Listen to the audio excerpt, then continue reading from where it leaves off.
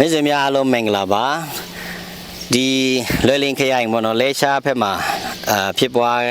တဲ့သတင်းနဲ့ပတ်သက်ပြီးတော့မှကျွန်တော်အစားတော့ကတော့မပြောတော့ဘူးပေါ့နော်ဒါပေမဲ့ဒီ DVB TV News ကတော့မှ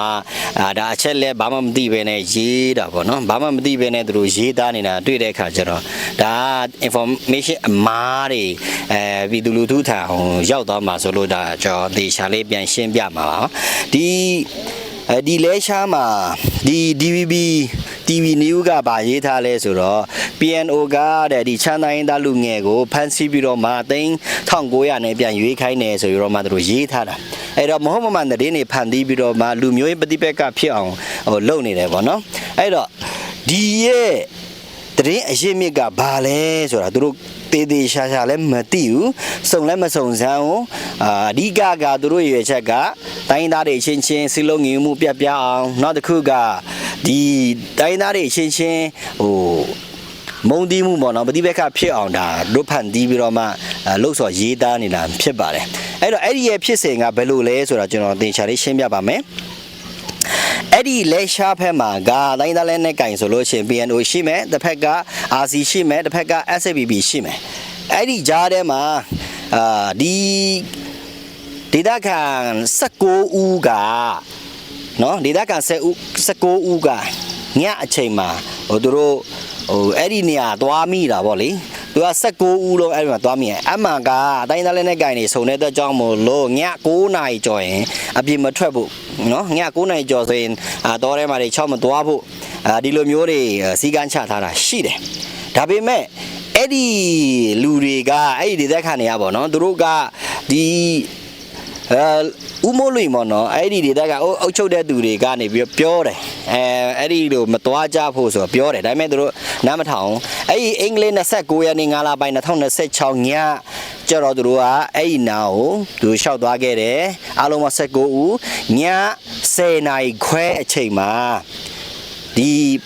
PNO ကနေပြီးတော့မှအဲ့ဒီကလေးတွေကိုထိန်းလိုက်တယ်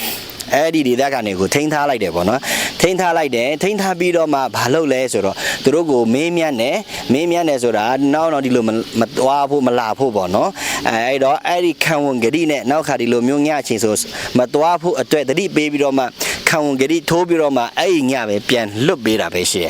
ဒါပဲအဲ့ဒါပြဿနာအဲ့ဒါပြီးသွားပြီဘာမှရိုက်နေတာလည်းမရှိဘူးငွေကြေးနဲ့ငွေကြေးတောင်းဆိုတာကြီးဘာလည်းမရှိဘူးရော်ကြီးဘာငယ်ဘာမှမရှိဘူးပေါ့နော်အဲ့တော့အဲ့ဒီဒေတာကနေဖြစ်တဲ့ပြဿနာအဲ့ဒီဒေတာမှာတခါတည်းကိုရှင်းသွားပြီးသွားပြီဘာမှမဖြစ်ဘူးဒါပေမဲ့မီဒီယာတွေက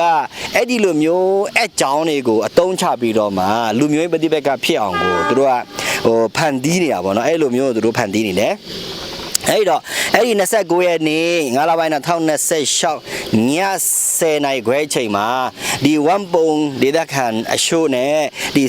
စီကူမနော်စီကုံကြာကားဒေသခံတရှို့နဲ့အလုံးပေါင်း19ဦးကိုအဲ့ဒီညတင် PNO ကလက်မ